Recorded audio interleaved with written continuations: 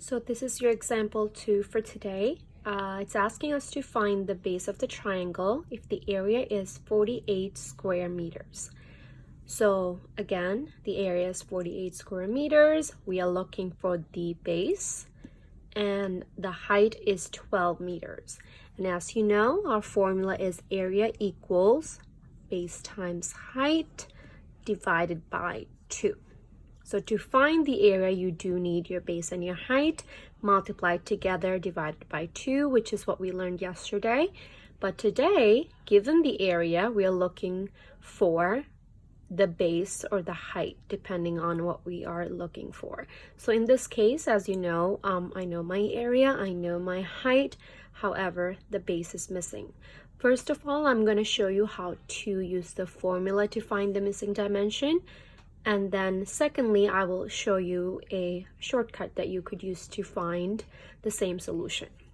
All right, let's go ahead and plug in the information that we do know.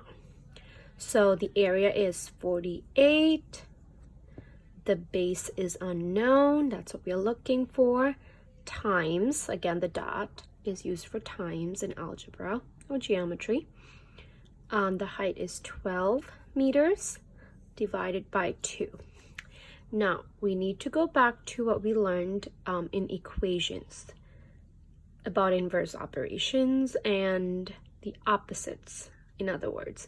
So, since I'm looking to find what the base is, or in this case, we're using the letter B for that, I need to make sure that I get B on one side. So whatever I do to get the B or the base by itself, we need to make sure we do the same thing to the other side to keep the balance. All right, so first thing we're going to do is we're trying to undo the division. So the opposite of division is multiplication. So what I'm going to do is multiply both sides by 2. Again, I'm going to be consistent and use a dot. All right, my bad. So I'm also going to multiply this side by 2. The 2 and the 2 will just give me 1, right? 2 over 2 just gives me 1, so they cancel each other out, just leaving me with B times 12 on this side. 2 times 48 is, do the math, and you will get 96. Okay? And then you're going to go ahead and undo the multiplication. So if I divide both sides by 12, I can finally figure out what the base would equal.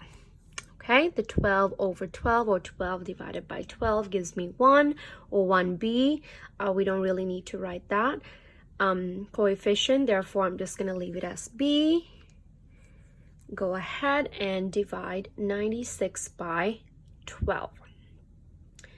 Okay, divide 96 by 12. You will get 8.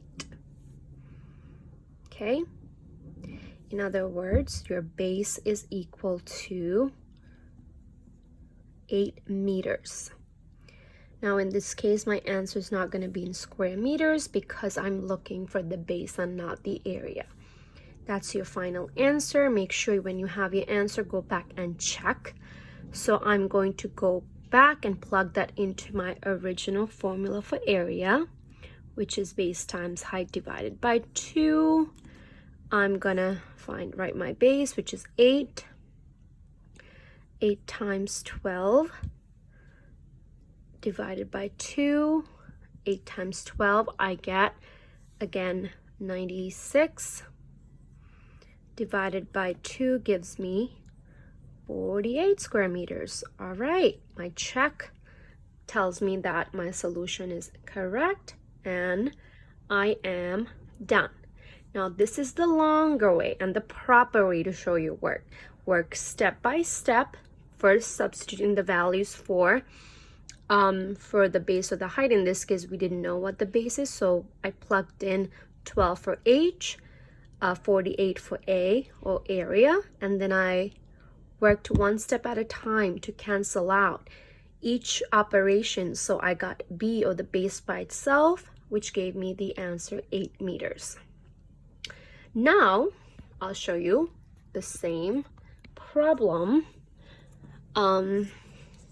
just using our shortcut, okay, which was in a previous slide. So hopefully you wrote that down already, so you can refer back to that, just as I'm doing right now. Okay, so I'm going to erase this part right here.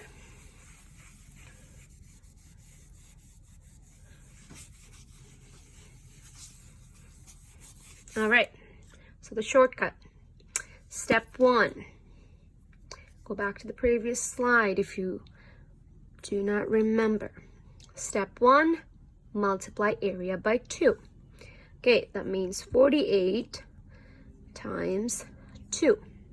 2 times 8 is 16, carry 1. 2 times 4 is 8, and 9. Okay, that's step 1.